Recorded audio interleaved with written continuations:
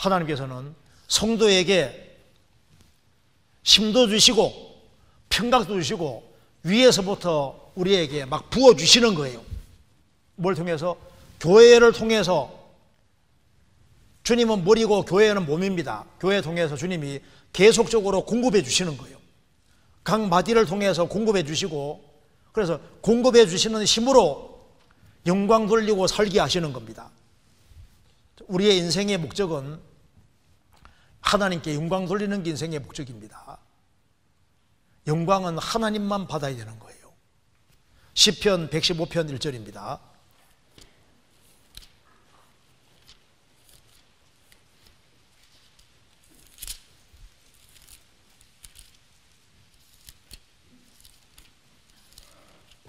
(1절) 여호와여 영광을 우리에게 돌리지 마옵소서. 우리에게 돌리지 마옵소서. 오직 주의 인자하심과 진실하심을 인하여 주의 이름에 돌리소서. 여호와 영광을 우리에게 돌리지 마옵소서. 우리에게 돌리지 마옵소서. 영광은 하나님께 돌아가야 됩니다. 그러면 어떻게 하면 하나님께 영광이 돌아갈 수 있을까요? 우리가 영광 돌리는 방법이 여러 가지가 있습니다. 어떻게 영광 돌릴까요? 베드로 사도는 십자가에 거꾸로 못 박혀 죽는데 죽음으로써 영광 돌릴 것을 미리 말씀하신 대로 나와 있습니다. 요한복음 21장에.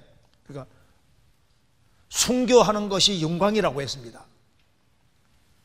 너희 몸으로 영광을 돌리라.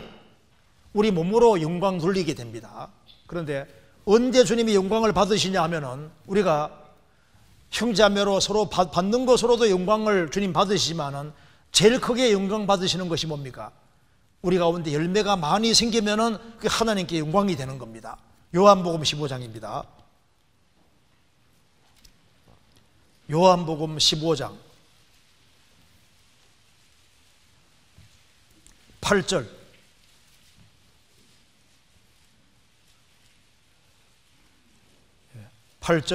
같이 읽겠습니다.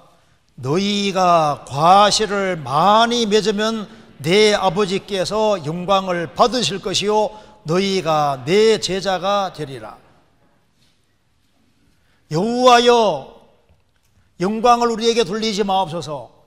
우리가 어떻게 영광을 돌리고 돌리는 삶을 살까요? 우리가 영광 돌리는 삶이 여러 가지가 있습니다.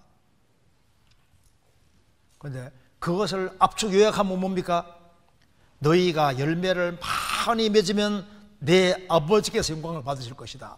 나 통해서 30명, 60명, 100명이 구원받으면 영광이 되는 거예요. 우리가 몸으로 영광 돌리는 것이 어떻게 하는 겁니까? 하늘의 멸알로 죽고 자신을 굴복시키고 말씀 따라 살아갈 때 주변 사람들이 계속적으로 구원받아가는 이거 자체가 거기에 하나님께 결실로 나타나는 것이 정말 영광 돌리는 게 되는 겁니다. 한 교회가 주님께 영광 돌리는 교회라는 증거가 뭡니까? 열매를 많이 맺으면은 아버지께서 영광을 얻으실 것이다. 한 개인이 영광 돌리는 길이 뭘까요? 영혼을 건지고 세우는 거기에다가 인생을 투자할 때 그렇게 해서 영혼들이 넘어져가는 영혼들이 세워지고 불신자들이 구원받아가는 일이 생길 때 그럴 때 하나님께서 영광을 받으시고 우리가 영광을 돌리면은 나중에 영광을 우리에게 다시 돌려주시는 겁니다.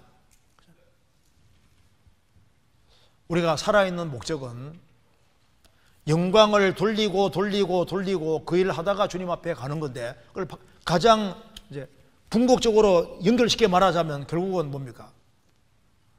아무쪼록 몇몇 사람을 건지는 것이 인생의 목적이 되는 겁니다.